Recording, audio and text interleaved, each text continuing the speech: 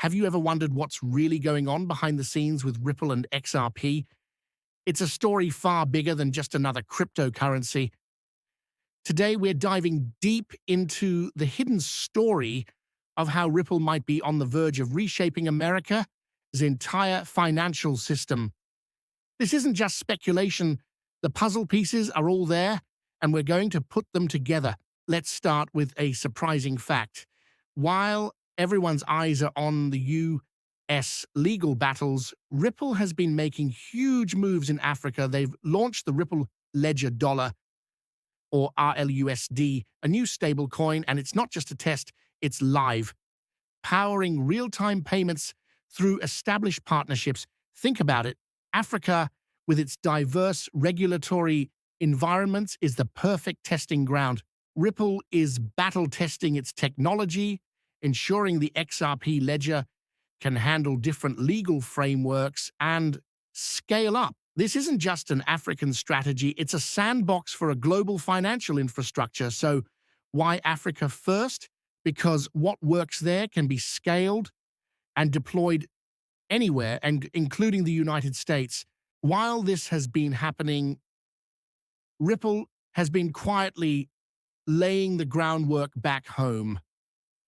They are reportedly applying for a U.S. banking charter, an OC license, and even a coveted Fed master account. This isn't the behavior of a company trying to operate outside the system. Ripple is building a bridge between traditional finance and the future of blockchain. They aren't anti-regulation. They are aiming to become the regulated, compliant backbone of the new financial age. The timing of all this is incredibly suspicious in a good way. Ripple's moves seem to be perfectly synchronized with major government events and potential regulatory shifts. There's talk of a Clarity Act that could finally provide legal certainty for digital assets like XRP.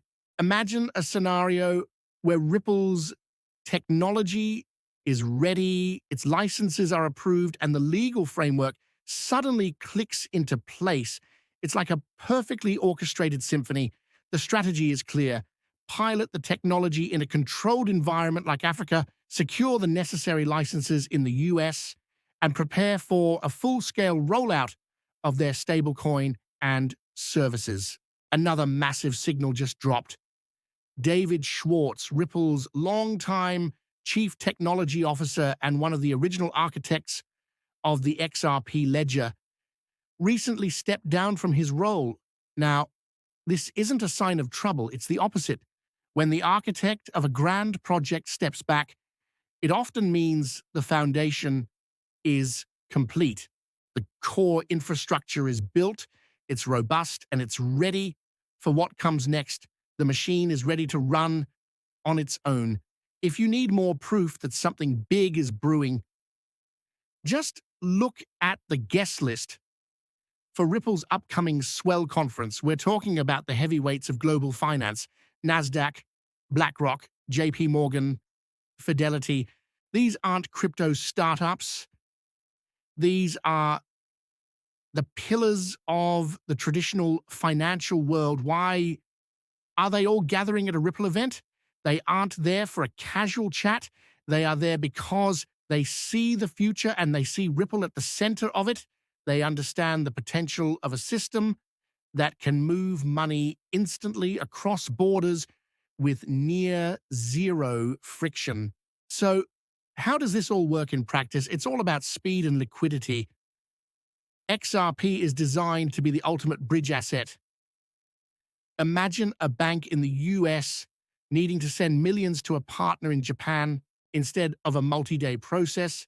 Through the old, clunky SWIFT system, they could convert dollars into RLUSD, use XRP as a near-instant bridge on the ledger, and have yen land in the Japanese account in seconds.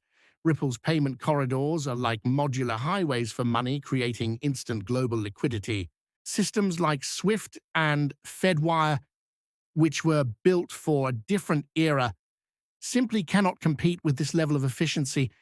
In a world where global economic powers are competing, Ripple's technology can also act as a neutral settlement layer. It doesn't favor the dollar, the yuan, or the euro.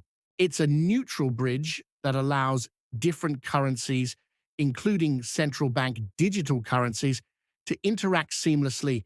This neutrality is a powerful feature in today's geopolitical landscape. Ripple isn't just building payment rails, it's building a new impartial architecture for global value exchange. So, what are the key signals we need to watch for? First, the approval of a national trust bank license for Ripple. That would be a game changer, giving them legitimacy and access at the highest levels of the U.S. banking system. Second, the passing of a Digital Asset Clarity Act.